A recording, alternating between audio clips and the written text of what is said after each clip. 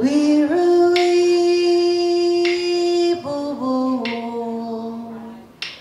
Willurai, boo boo, yana nyindi, yana January. Aboriginal women strong, Aboriginal women strong. Walk with you, walk with me, January.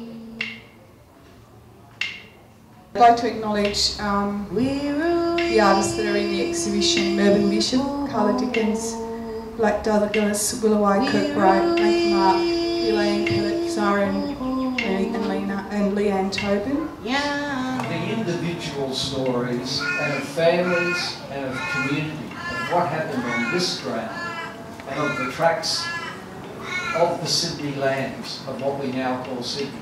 All of those different clans held knowledge that was time-tested and stood up to extraordinary change. So as you enjoy these voices that speak to us inside, if you are fearful about what's going on around the world now, think of the strength of these individual stories and the beauty that they're sharing with us in all of those different ways. The celebration of family and of community, even when families were torn apart, the voices of women who were removed.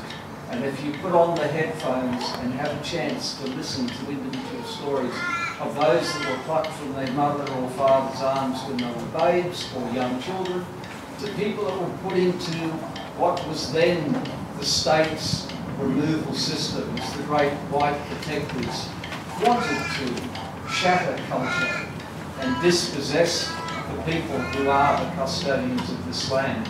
So the individual stories are very important. The voices against oppression have never faded. And there are connections there from the oldest warriors, men and women, who resisted, to those today who still see the oppression, who raise their voice against it, and who resist it. I said, forget the fearfulness of this hour and think of the strength of that intellectual knowledge system that is expressed through this artistic exhibition inside. The Aboriginal way of seeing this connectedness is to see that it's a responsibility. Each man, woman and child on that country has a responsibility to nurture it, to hand it on to these little ones. And no matter from which tribe or on which boat or plane you arrived on, the Aboriginal way is to open arms to you and make you aware of that shared responsibility. It is truly a very human way of sisterhood and brotherhood, and it is respectful across generations. In parts, this exhibition speaks to the pain of when that is disrespected or disempowered, when families are torn apart, and when families are banished from country, and when people are imprisoned for the very offence of being Aboriginal on your own land. It is true that this oppression continues in the 21st century, and the irony and sarcasm and defiance and resistance in some of those pieces is very important, because you can get lost in the cricket this summer. You can get distracted by all of the games that we play and realise we still have children in prison. We still have, in this lucky country, the highest youth suicide rate among young Aboriginal people. That is unforgivable, Australia. So there is power and pain in these paintings. Thank you so much. It's just such a true pleasure to be here and to be involved in a pretty historic thing. You know, Lena and I are yarning up whilst hanging the show and the other day, and just kind of reiterating how I often wondered how much Fairfield knows about local mob. and how much gets celebrated, how much gets acknowledged or doesn't get acknowledged. And I kind of imagine a bit about where I came from, my hometown, Penrith, Woorabrongal country. And I imagine it would be a little bit similar because of the way we have addressed history, as Jeff has reminded us. First of all, I'd like to acknowledge my elders here, local mob, and Jeff, for your words. Always great to hear you speaking. And also the staff here at the museum for making this happen. And also everyone who prepared those cupcakes up the back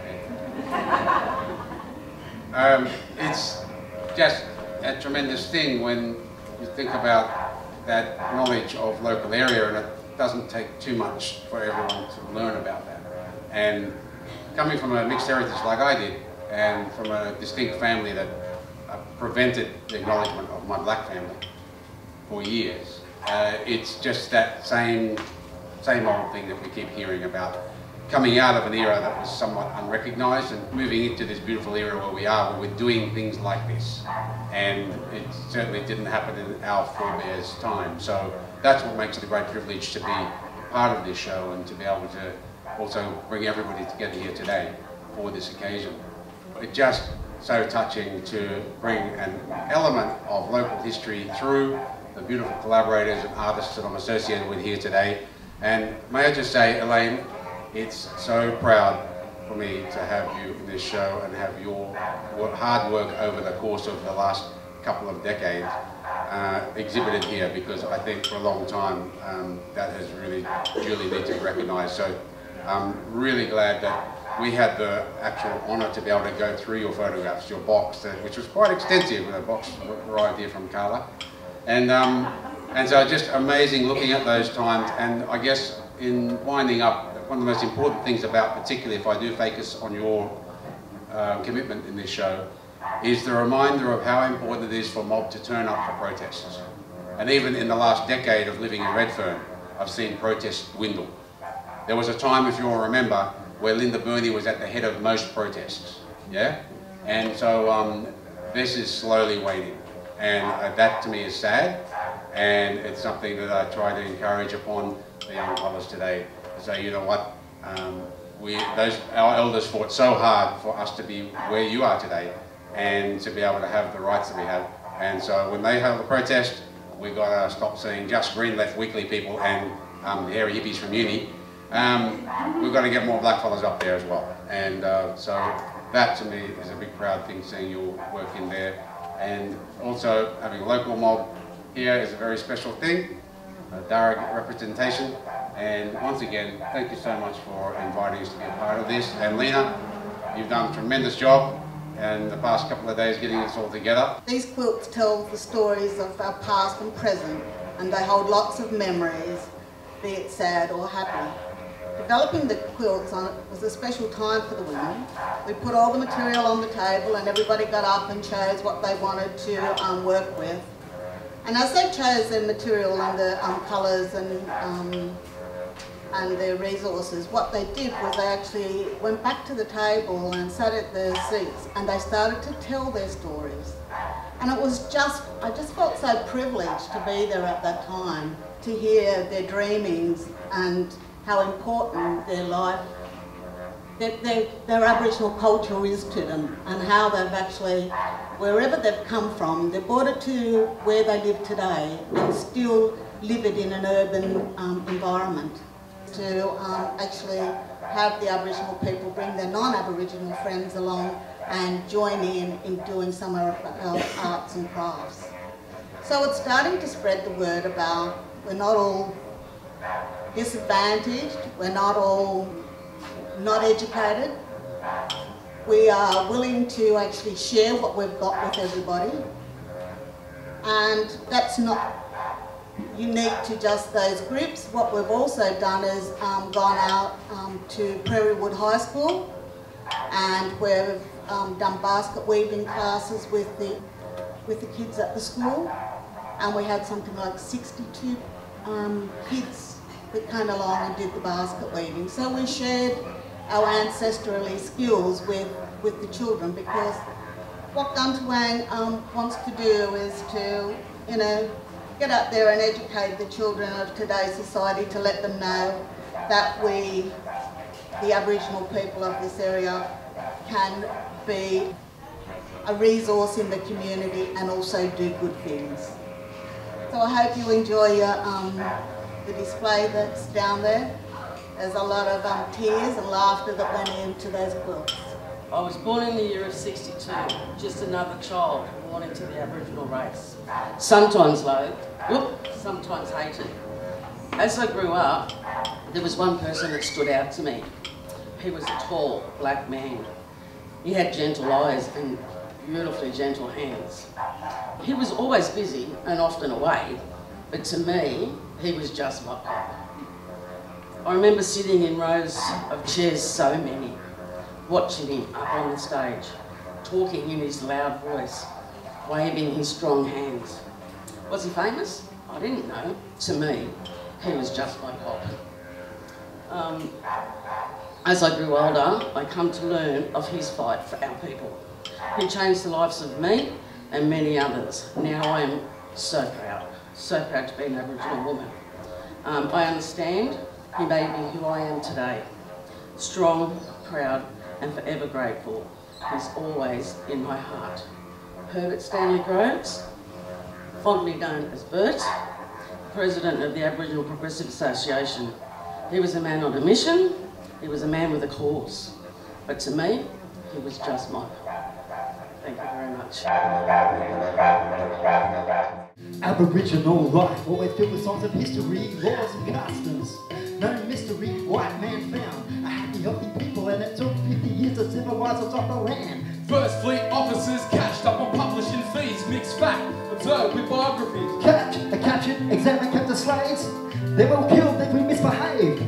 Even though no large-scale unresistance, banned from carrying weapons. For assistance, persistence, these intruders would never be satisfied without the whole damn country. Genocide, suicide, homicide. Come on, brother.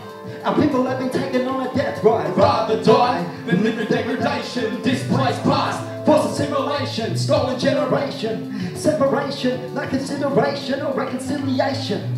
Mass killings enough to make you sick, but genocide was the feature of their politics. Tell me what happens when you're faced with disagreement. Cannibalism used to justify mistreatment. Well, we went hunted, broken and dying, crying out for help, but answered with lying. We were put onto missions to keep us out of the way, and we're still here today. Punishment, expeditions, victims shot dead.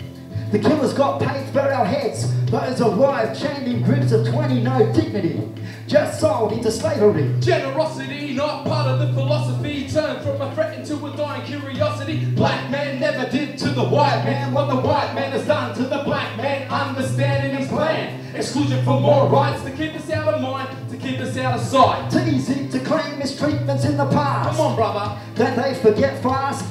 Ignorance of evidence. Social and economic problems with our residents. Denial of the past can lead to a disturbing level of a misunderstanding and hurting. We reveal a lingering suspicion, the progress, development, and conditions of stability threaten their revenue. But a resurgence of Aboriginal culture and values, true, continuing to lead us to a quick death, pleading the cause until my last breath. Albert Namatjira, he was a victim of double standards of the system. He can exhibit his pains north and south, but was never allowed to build himself a house. Granted citizenship, but in reality was forced to denounce his aboriginality. He was jailed and died shortly after. White man's law creates another disaster. In 1967, we all got citizenship, but citizenship didn't mean shit. It didn't alter the persecution, low living standards, a prosecution. No solution, no revolution, conclusion is confusion, and we're the ones that's losing. It's a sad situation all across the nation. Only 2% of the total population. Over-representation in prison casualty, over a high rate of black deaths in custody. Well, once the corroboree's gone, we're finished, so the importance should never be diminished. Nor should the songs or stories from the old days should have to surrender our culture or old ways. Total disrespect for my culture. In the meantime, I wish I could go back to the dream time.